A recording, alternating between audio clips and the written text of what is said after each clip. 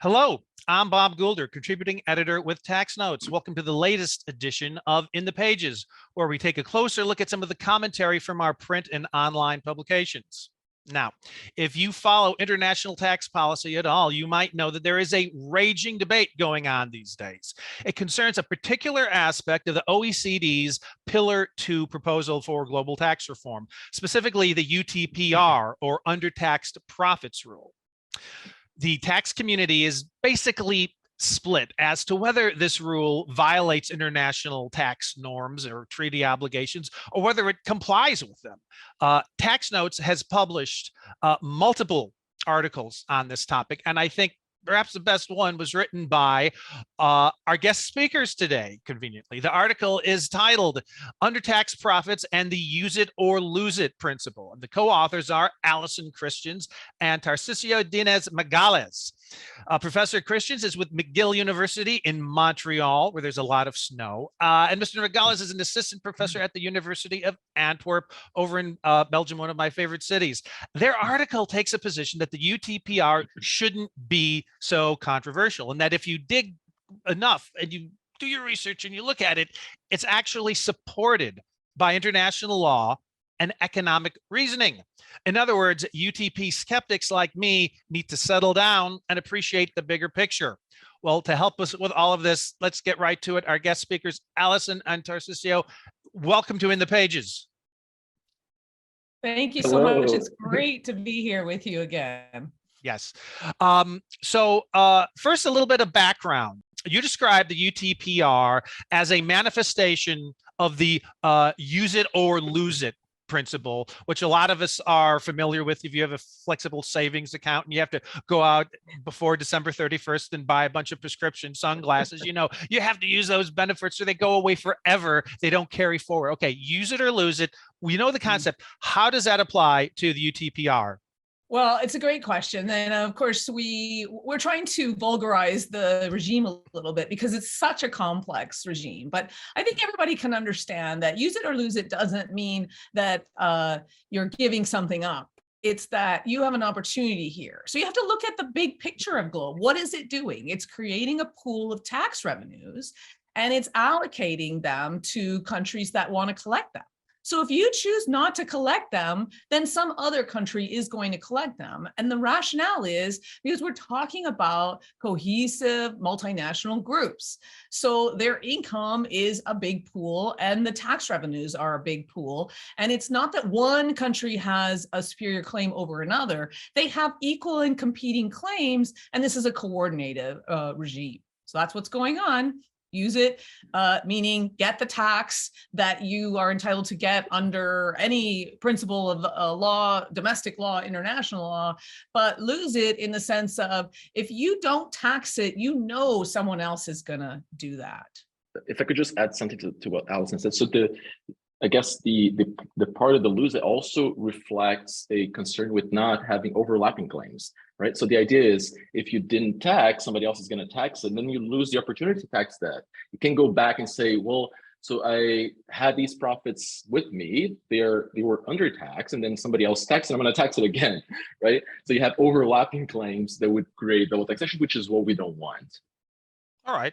And just to clarify, it's implicit in your answer that the country trying to enforce the UTPR does not have first dibs. And your article does a very good job of describing the switches. You know, first there's the country that would have, you know, the qualified domestic minimum top-up tax. And then there's even another country that would have the IIR, the income inclusion rule. And it's only when those countries, which are multiple jurisdictions, when they decline, when they refrain from taxing, then the UTPR kicks in.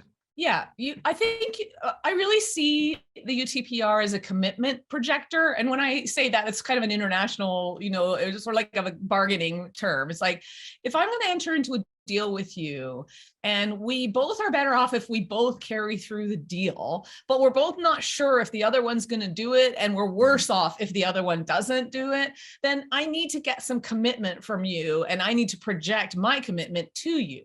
And so the UTPR really fulfills that role. It's one thing to say there's going to be countries doing an income inclusion rule, But if countries aren't doing an income inclusion rule, then some countries won't want to do a qualified domestic minimum tax because they were using their tax system to incentivize investment. So the UTPR, the QDMT, and the IIR, they're all projecting each other's commitment to the global minimum. But somebody's got to jump first. If nobody jumps, then nobody wants to jump because everybody's afraid that there are going to be negative consequences in terms of your ability to attract capital. Maybe one thing is that, at the end of the day, it could be that UTPR is not even that much applied, right?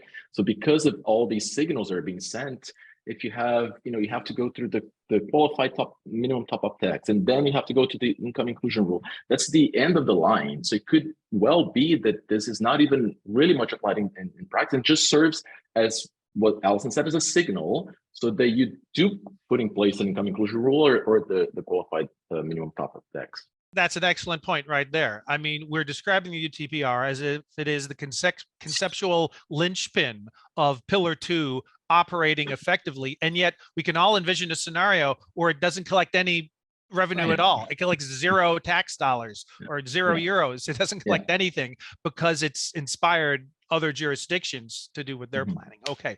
Exactly. Next question. As you know, there are skeptics out there who I hear what you're saying, and I see the title of your article, to use it or lose it, but there's something about that losing it that just doesn't sit well with me. I mean, it sort of hints at somebody taking something that's not theirs. I'm just not comfortable with the lose it part. And I've likened it to eating somebody else's leftover pizza, right? It wasn't yours. They left it in the fridge and somebody else ate it. So now, in fact, Tarcísio, you've written actually sort of a follow-up to that. I don't know whether you or Allison want to take this, but illuminate for me and all of our viewers, what's wrong with that food metaphor? Okay, so the reason why I think we do not agree with the metaphor itself, or that we see issues with the metaphor, is that it seems to imply that we can know that some countries have an exclusive right over something, which is a portion of an MNE's global profits, and that when other countries tax that, they're taking away that right, some form of natural right that is not in a treaty somehow, or that comes from general international law, or something that is not so clear, but that we can still affirm and say, well, there's something that belongs to someone and somebody else is taking it. So the way that we see it is that we're not really discussing leftovers. We're discussing the whole sandwich, as you put it, right? So what we're saying is that, this thing, which is the metaphor of the sandwich, which basically is the profits of an M&E, is something that is on the table, and that countries are debating exactly who's going to eat that or who's going to take a part of that. So what I did in my follow-up article was to try to explain that it's not really possible for us to know ex ante, and what I mean by that is without the law, and the law that we have is treaties or domestic law, we cannot know who owns what if we do not recur to these bodies of law. Right, and then there was even a follow-up by Sophie Cioto saying, well, you cannot even know if that sandwich belongs to an entity of within the multinational group, because it's so convoluted and so structured in a way that what really tells us what belongs to what is actually the law. Yeah, and I would just even go further. I don't think it's even a sandwich. It's a buffet. I mean, when you go to a buffet, you don't own the whole buffet.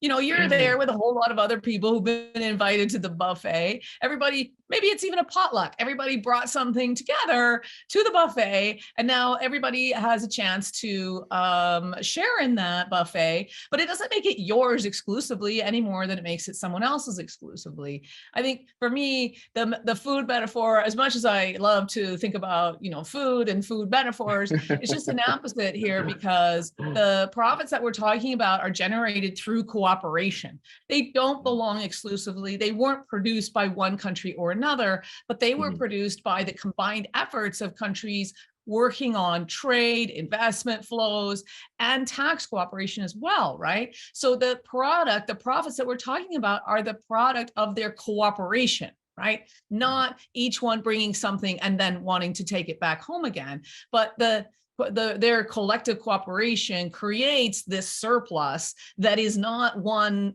does not belong to one or the other, but belongs equally to both. And that's why this is a coordination game, not an allocation, not strictly saying this is your right or this is my right, but rather what do we do when we both have rights to the same thing?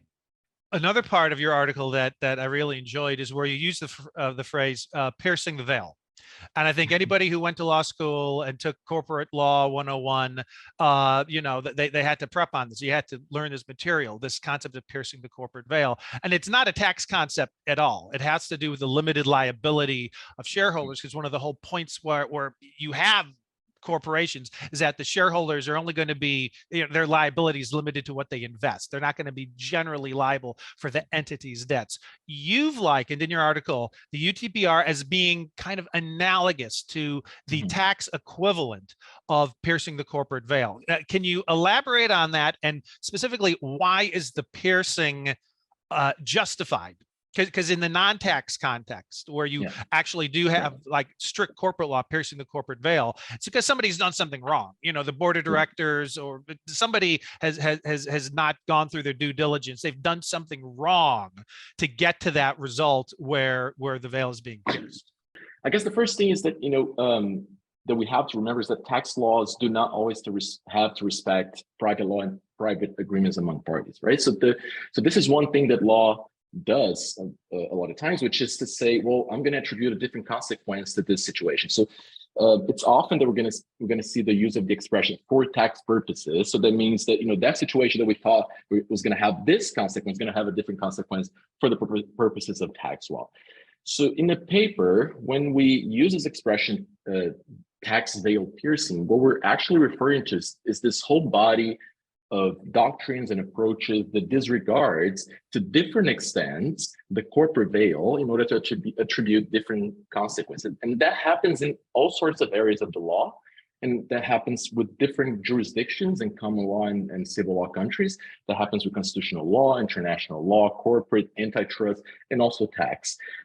But if we want to be perhaps more technical about it, we can also make a distinction, and this is a distinction that some corporate law lawyers are going to make, which is between piercing and lifting. So the piercing, you know, gives that idea that I'm really going through the corporate structure and I'm attributing the consequences to you know, connecting the shareholder to the assets automatically.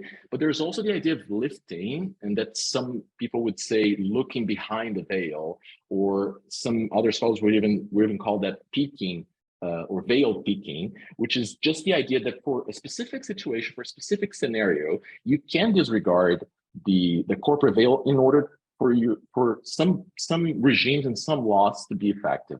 And I guess in the case of the UTPR, in the case of CFC regimes, what they basically do in the end is that they kind of look through the corporate structure and say, well, you know, even though this income appears to be arising in a different jurisdiction, in a different company, it's not really what that means for the purposes of tax laws. In the short form, for me, the private law is the private law and the tax law is the tax law. And if you couldn't, I mean, we use piercing because it's just something that helps people understand what's happening, but every deeming rule is in some sense going you know, going in that direction. So it's just unremarkable to me that, you know, that this, I'm just not something to get that excited about, I guess. All right. Well, one thing that I know our readers do get excited about is whenever we mention separate entity accounting, because I'm listening to everything you say and it sounds entirely reasonable, eminently logical, but are we assuming a unitary universe here? In other words, the whole concept of separate entity accounting is basically when you look at an integrated multinational corporation with, who knows, dozens, if not hundreds of different subsidiaries, if they're set up if each subsidiary, is not a branch, if it's a sub and it's incorporated, we pretend that it's this separate little entity, right? It's unique into itself. It has legal personhood, and we respect that. And there's supposed to be, I see you nodding your head. There's supposed to be meaningful consequences in the tax world and otherwise about respecting legal personhood. So let me ask you this question: does separate entity accounting need to fail for the UTPR to succeed? No, not at all. Not at all. Look, 1930s, you get the incorporated pocketbook rule, and it's all stems from that. You still have the incorporated pocketbook. It's just that you can't use that to eviscerate the tax results that otherwise would obtain. And nobody would say that that's a good idea, right? You wouldn't say, I think what we should do is have a tax system where if you interpose an entity, you get a totally different result than if you do it directly. That's not, that's just not a good policy position. So you have to think about, well, what is the entity doing? Is it providing something? And you start thinking about this as a safeguard, or if I may, an anti-avoidance regime. So if you look at regimes that look through the corporation or the structure, what's often happening is that we're just trying to make sure that the income tax is accurately reflecting income. That's the job here. And so this is just a new words to do the exact same thing. If we didn't call it a UTPR, if instead we call it a foreign personal holding company or a foreign company income regime, we used more familiar names, maybe we would have less less consternation about it. But it's the exact same line. So we go foreign personal holding companies, incorporated pocketbooks, CFCs, PFICs, and GILTI, and they're all of a piece. And UTPR is in the same sense, doing the same thing.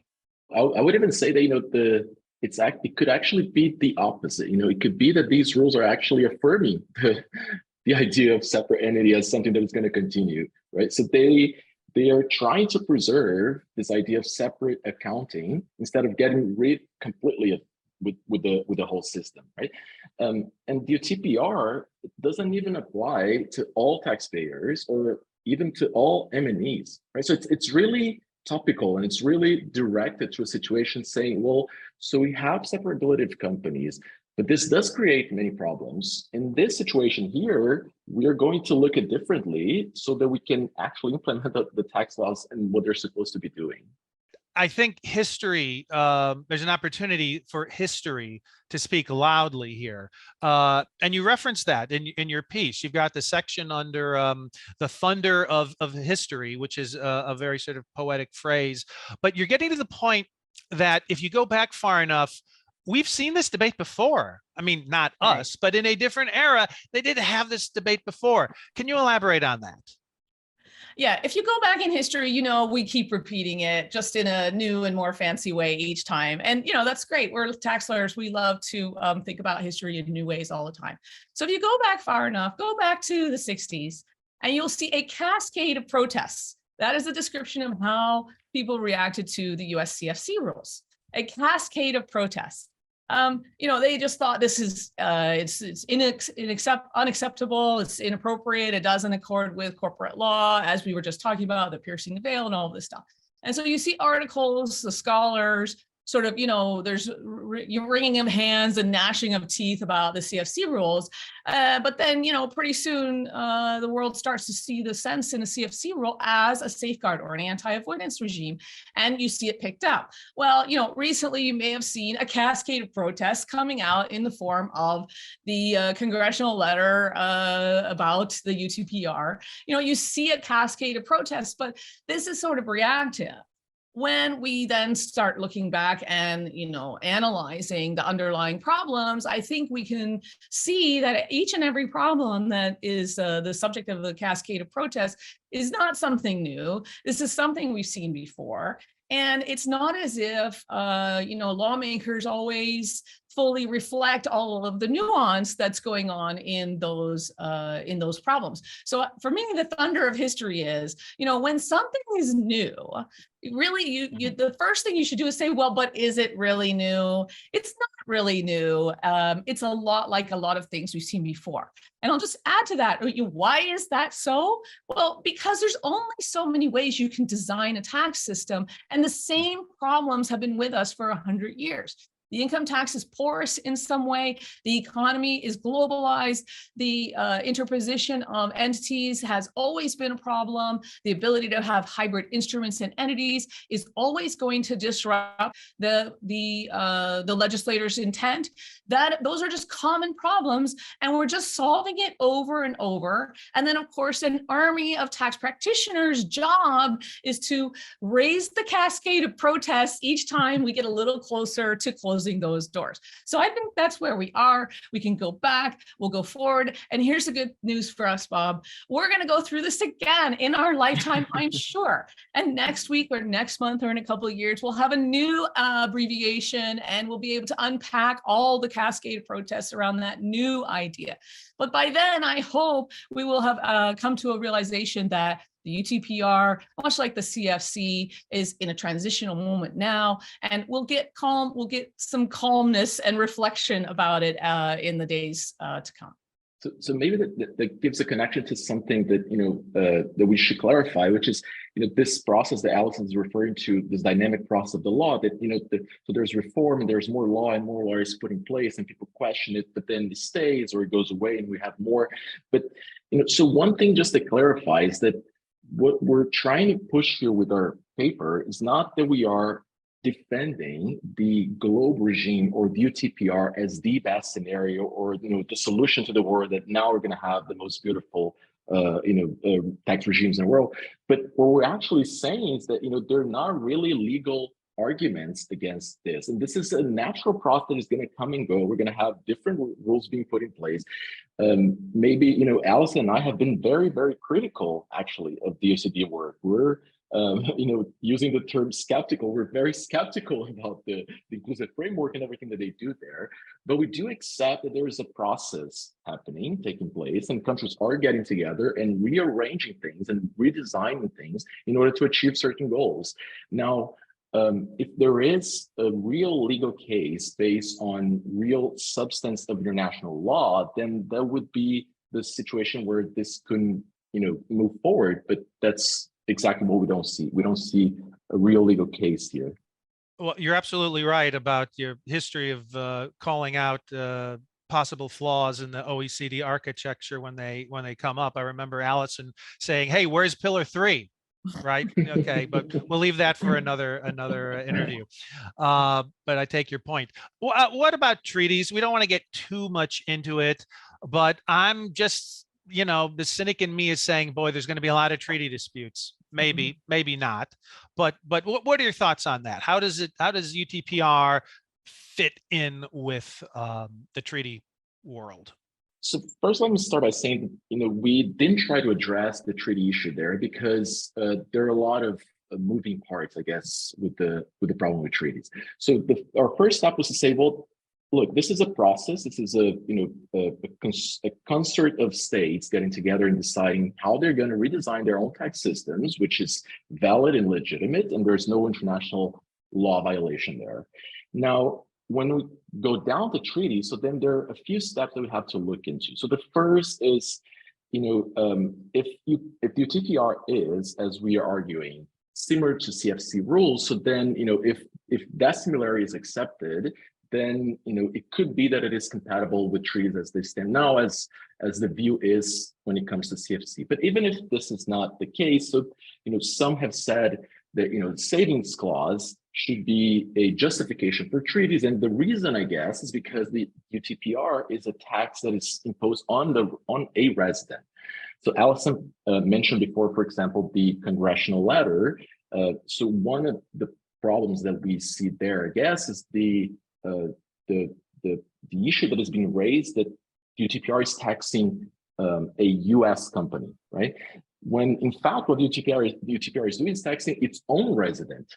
Now, there could be a discussion there on the allocation, the economic, but the object and the taxpayer that is being taxed is a resident of the UTPR jurisdiction. So in those terms, if you apply the savings clause would say that, well, you can tax a resident any way you want, and tax treaties don't stop you from doing that, right?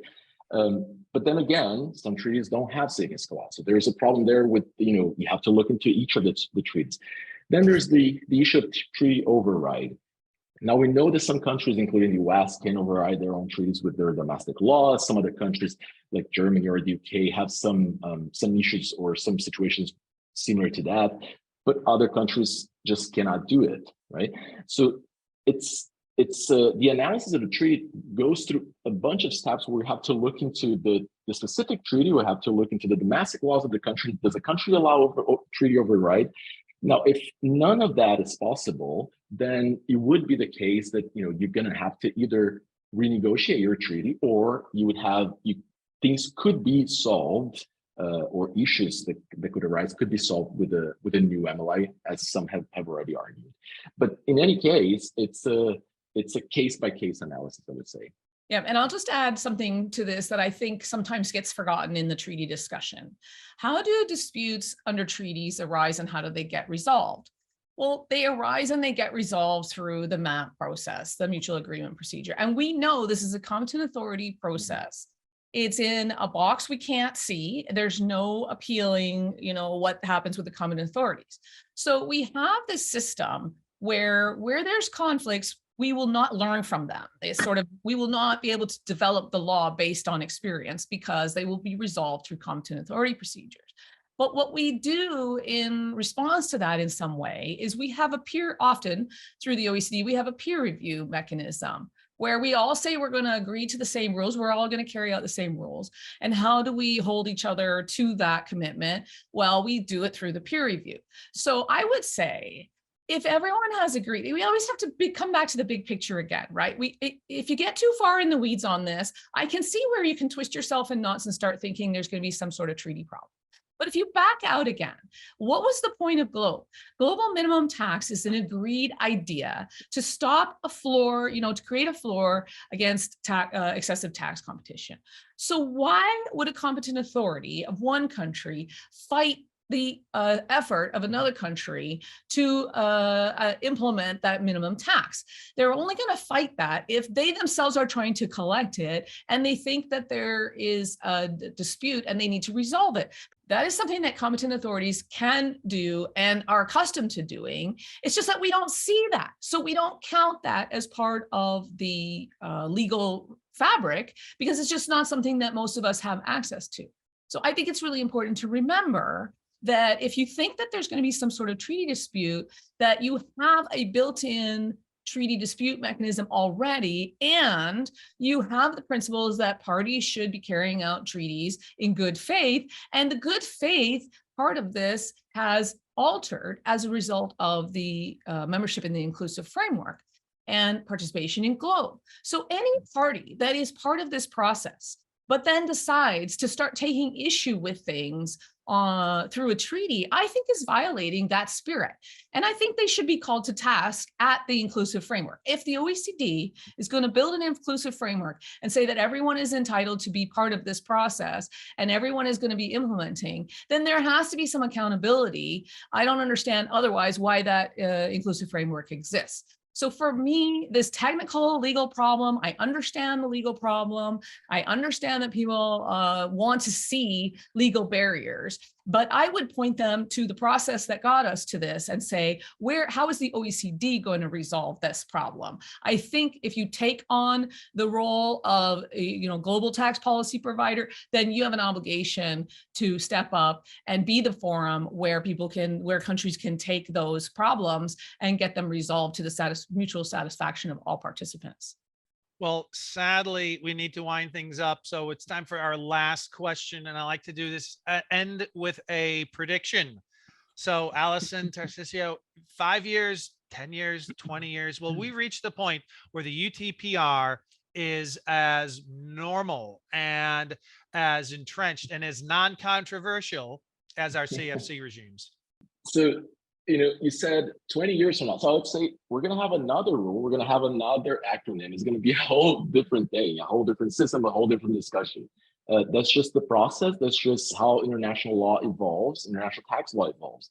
But I just wanted to emphasize that I don't think the UTPR is to be seen as controversial even today. It's just a rule that reminds us that, law is dynamic and that corporations are a creation of legal systems.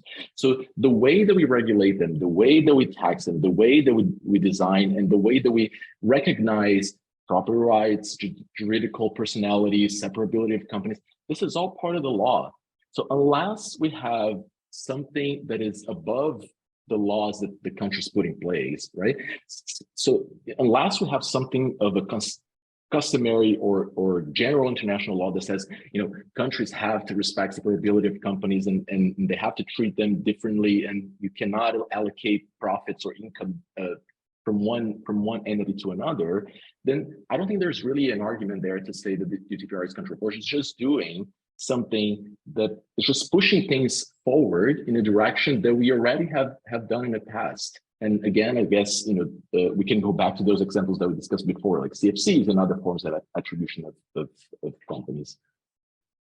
Yeah, so, and I'll just end by saying, well, I have a crystal ball and I can see exactly what's going to happen in 5, 10, and 20 years. Here's what's going to happen. There will be a number of disputes. The disputes will get resolved in ways that are unsatisfying. They will leave threads open. People will pull on those threads and push on those threads. And BEPS will not be resolved. Tax havens will not be shut down. There will not be an end to tax avoidance, abusive tax avoidance, aggressive tax avoidance, or any sort of tax avoidance that you don't like. These will remain controversies.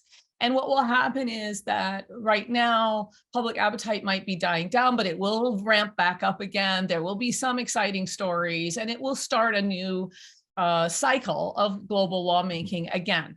And the only question is whether that next global cycle will carry through the OECD again and the inclusive framework, or whether the attempts to move tax policy making over to the UN will be successful in some manner and create institutional competition. So I have a crystal ball for what taxpayers will do and what tax lawyers will probably do, and what the public's appetite for thinking about international tax might wax and wane. And what I think that where we should keep our eye now is this institutional transitional moment that we may be in. That might actually alter the conversation somewhat. But I think we can pretty much guarantee that all the haves will fight to keep what they have, and all the have-nots will fight to change the status quo. Thus it has always been, and thus it shall always be. There you have it. Professor Allison Christians and Tarcísio Diniz Magalhães. And the article is titled Undertaxed Profits and the Use It or Lose It Principle. If you haven't read it, you need to. It's brilliant. You'll find it in tax notes and the link below. Thank you so much for joining us. I hope you get to write about Pillar 2 again sometime. We'll do this all again in another year. So. I hope so too. Thank you so Bob. much. Thanks. Thank you. Want more like this? Subscribe for more tax videos. Special thanks to our executive producers, Jasper Smith and Paige Jones, showrunner and video editor, Jordan Parrish, and assistant video editor, Chris Trigo.